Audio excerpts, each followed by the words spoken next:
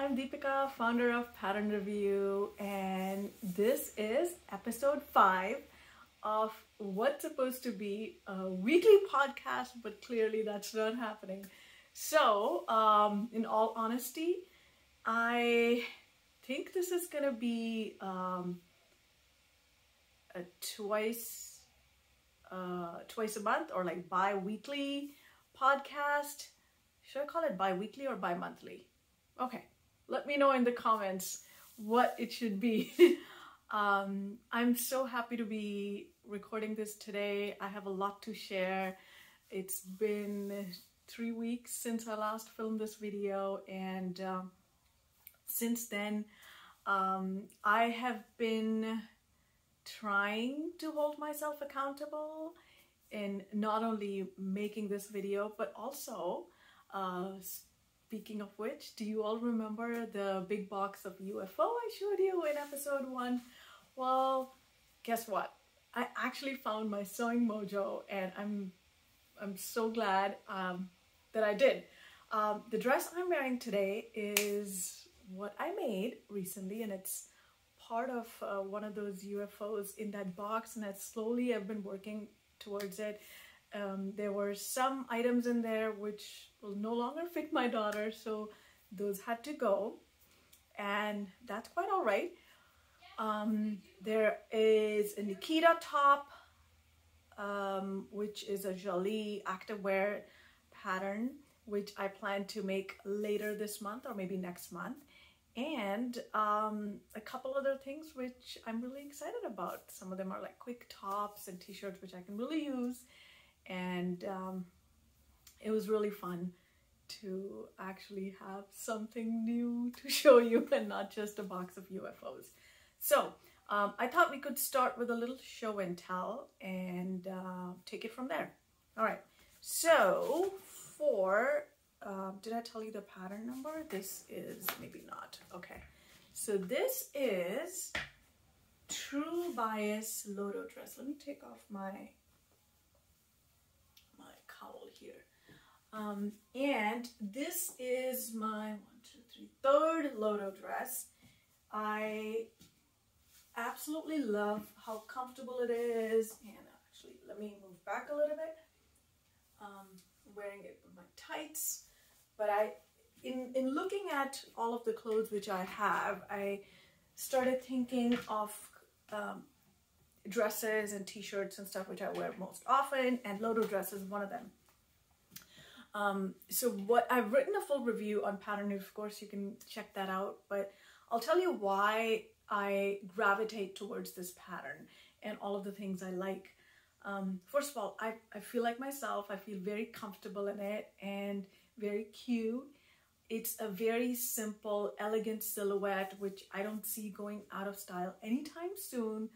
Third, it really allows me to use this pattern as a blank canvas for anything I want to do. So as you know, I have been knitting a lot in the last few years, and I needed you know, a little something to show off my hand knits, and this is my cowl, and I needed like a plain, a solid color. So a lot of the Lodos which I had before, they're either polka dots or stripes, and yeah, so this was already in the UFO pile. It is so easy to sew. I was able to do it in just one evening, especially since everything was already cut out for me, and this pattern is brilliantly designed with beautiful facing with woven fabric.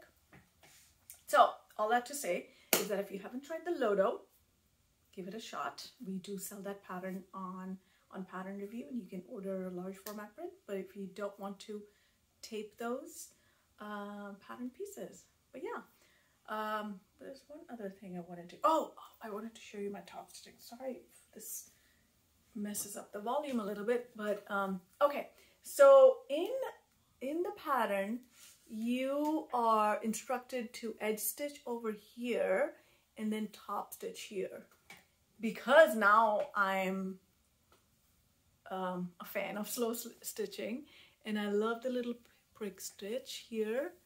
So I took my time in hand sewing the facing down. I did that both on the sleeves as well as the neckline. I just love the invisible and like little tiny little, you know, little, what are we calling them? Prick stitches?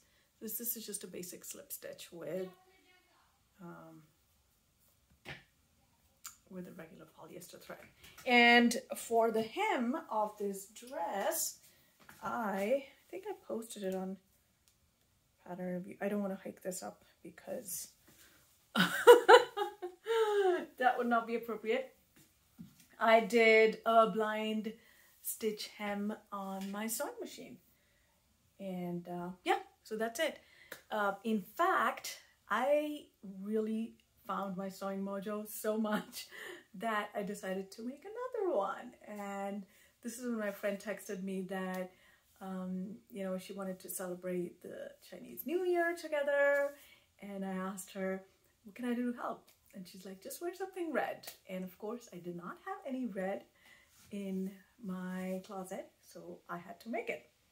The fabric for that is from Emma One Sock, my go-to place where I want, whenever I'm in need for something fast and high quality and just, yeah, always consistent. So the fabric came and I'm almost done with the dress. Just what you're seeing over there is the inside. So all those facings need to be hand stitched and hemming, a quick hem and a press, and we're good to go. So yeah, I'm really excited, and I hope if you're watching this and if you're struggling with finding your sewing mojo, I'm sending you all of those positive vibes in hopes that you will also find it. But if you don't, you know, that's okay. I encourage everyone to be kind to themselves. Sewing should be fun, actually, and if you don't feel like sewing right now, it's completely fine. Maybe pick up a different craft, like I, you know, ping pong between sewing and knitting. And yeah, it's really fun for me to show you my knitting items also. So thank you for that. All right, so let's get into some questions which you sent me. And if you're watching this for the first time, I filmed these episodes based on some of the questions you send me, and I try my best to answer them. And the link to sending those questions will be in the description box below. And if I can figure out how to flash it on the screen, I will do so as well. But it's sewing.patternreview.com/AMA Deepika, all one word. Okay, question 1. And I'm reading them from my computer, so I apologize if I seem like going back and forth. Okay, let me see if I can move this a little bit closer. Okay. So, do you keep a portfolio of the items you've made? If so, is it a physical photo album, an online album? And do you add comments to each item? Who received it? Techniques used? So I do not keep a catalog. For me, every item I sew, actually 95% of them, they end up in reviews on Pattern Review. And if it is an item I have reviewed before, every new project I make, I add a little, so you can add a review on Pattern Review, or if you've reviewed an item before but you still want to share it, which I highly recommend because we all love to see what everyone's making. You can click on add a new project, and then that'll be linked to your previous review.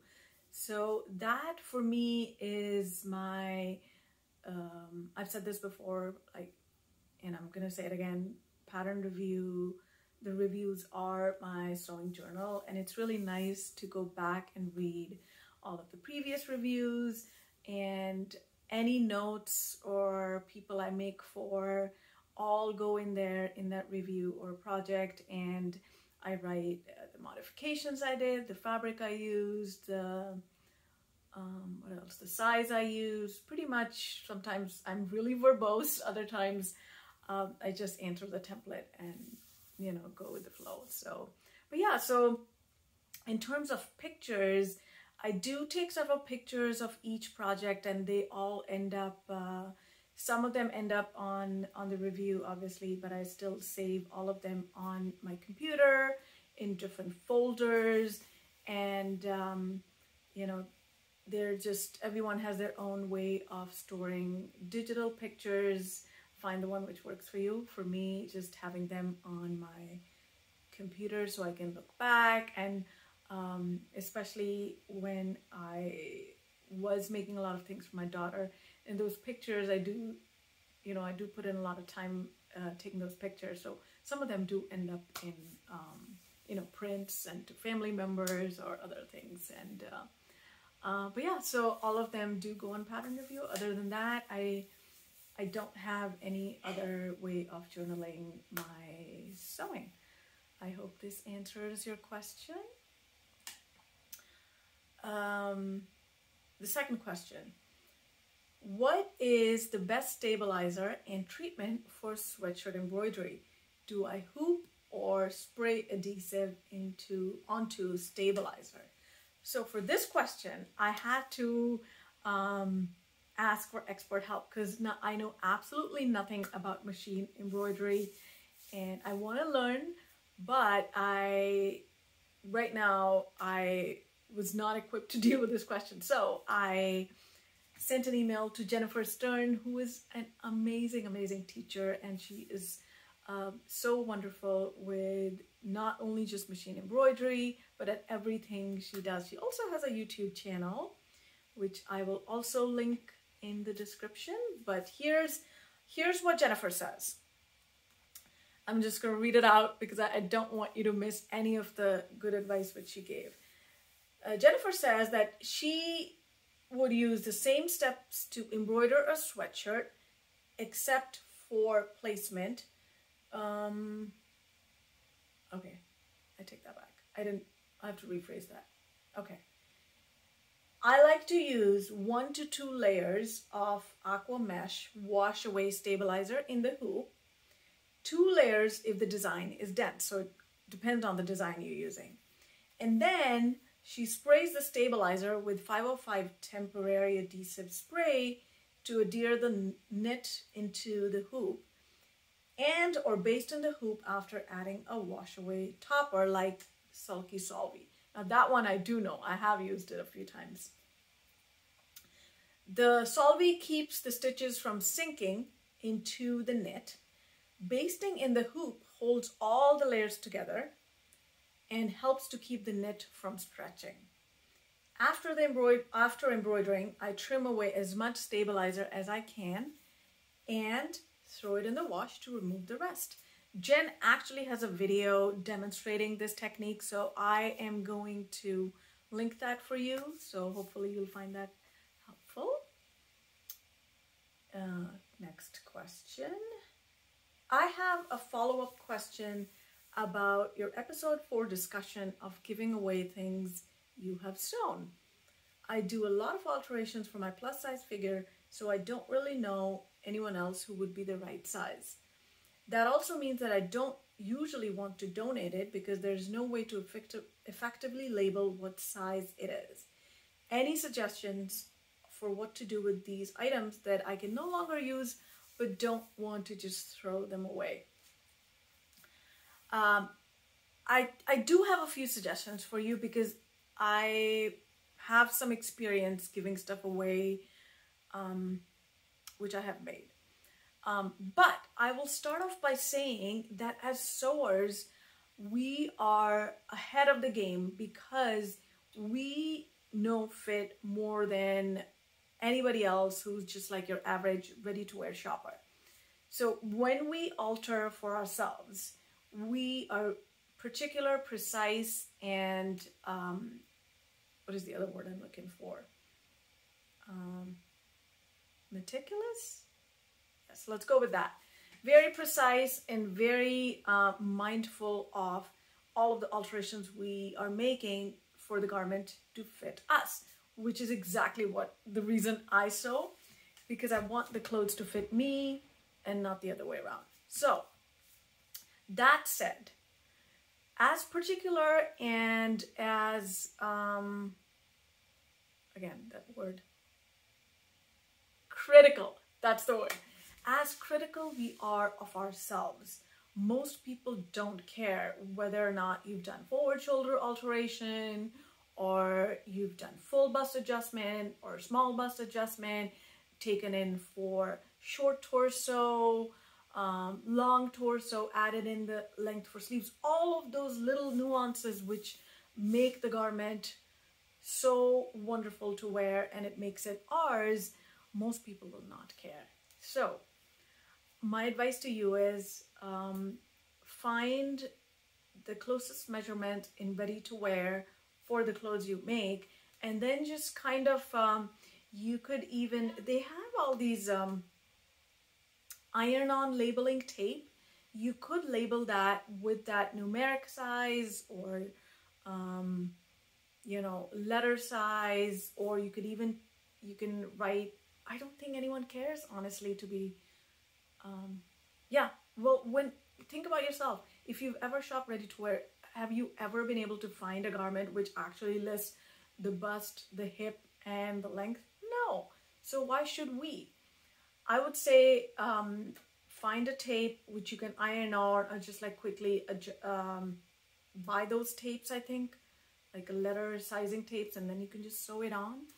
And yeah, put it on your Facebook. Like we have a Facebook Buy Nothing group in our town.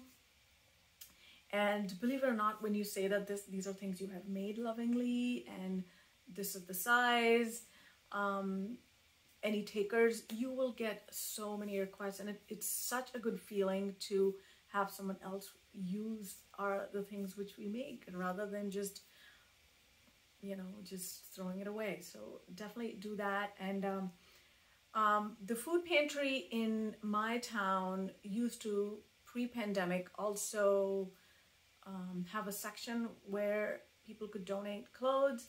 So all of the people coming in could take advantage of that. I have donated some of my makes there. I did ask the director of the food pantry that, hey, all of these clothes, you know, I've made them, would you be interested? She's like, your clothes are actually better than ready to wear. So yes, people would love to have them. And she said, yes, just label them if you can, or just tell me what sizes. Women's small, medium, large, extra small, extra large, whatever it is. And I will put it on the rack accordingly. So yeah, I think, honestly, I would not overthink it. If this is something you want to do, it's as simple as just putting it out there. So good luck. Next question. As a knitter, do you subscribe to Ravelry and or Knitting Paradise? I do subscribe to Ravelry. In fact, I found that website in the early days of its conception, and I kind of go off and on, mostly with my knitting. As I always say, sewing is my first love. Knitting comes second. I do tend to use Ravelry when I'm knitting a lot, and my username there is DPN, double pointed needles, even though I don't use them. Circulars all the way. And yeah, and Knitting Paradise, I'm gonna have to check that out, because if there's a knitting website I don't know about, I want to learn. Okay, I think I have another question. I love tuning into these podcasts, Deepika. You are a delightful spokesperson for your product. I guess this is not really a question for the podcast, but I have not posted on Pattern Review for many years. I have many projects I would like to share, but I have totally forgotten the procedure. Where can I find a step-by-step tutorial to let me get back in the game, so to speak? I never miss a day checking the gallery and enjoy everyone's post tremendously. Many thanks for your help.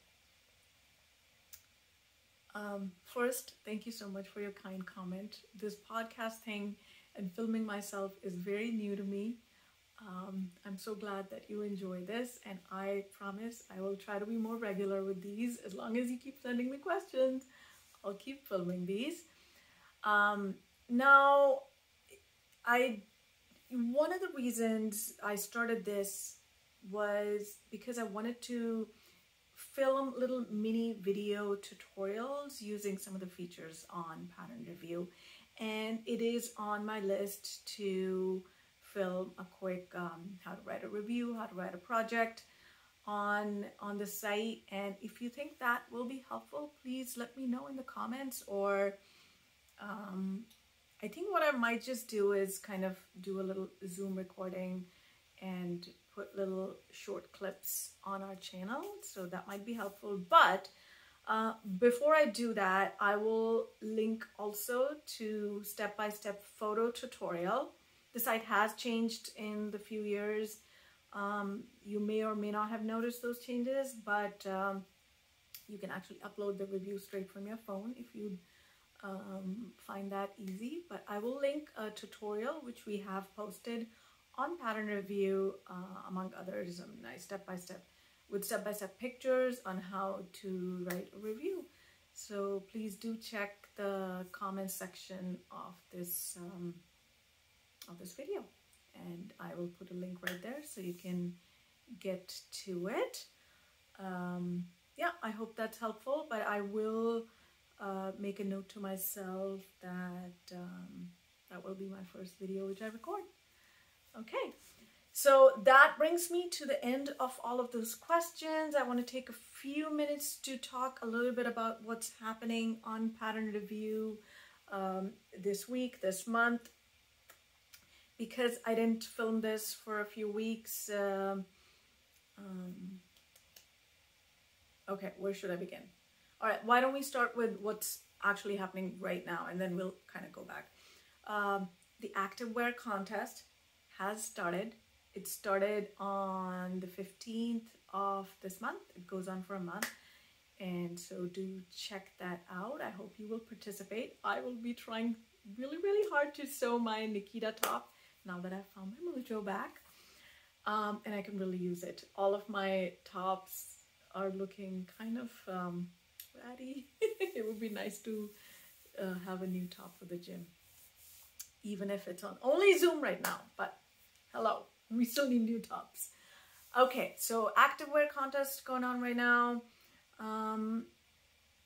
We posted in late December, we posted a 4-part series of members, contest, inspiration, and finally patterns, all of the stuff which happened on Pattern Review last year. So please do check those out. We spent a lot of time putting those recaps for you, and it's really nice to reflect on the year. So I will leave links for all of this stuff in the announcement part I feel like I keep repeating in the description. So I hope you will check that out. What others? Oh, we just launched Merchants and Mills digital patterns on Pattern Review, so now you can find them. And yeah, super excited about that. I'm personally also excited about trying a couple of them myself. So if you have used Merchants and Mills patterns before, let me know if you like them and what are your favorite patterns. Are you excited about sewing any of those? And yeah, they're digital, but as you know, we offer copy shop printing service right there on Pattern Review. So when you buy the pattern, you can also order the print. So you don't have to tape, and you can get sewing right away. I think that's pretty much it. I'm sure I'm forgetting something. But for the most part, I think I covered it. The activewear contest, the big one, because it's just starting. Oh, speaking of contests, we also did announce the list of all of our contests this year. So it is on the forums in the contest discussion board, list of 2022 contests. And thank you to all of you for all those who have volunteered to manage those contests, to our contest committee, and everyone who participates in the contest, which I'm hoping will be some of you watching this. They are really, really a lot of fun. And I think that's pretty much it. And until next time, thank you so much for watching. I'll see you next time. Bye.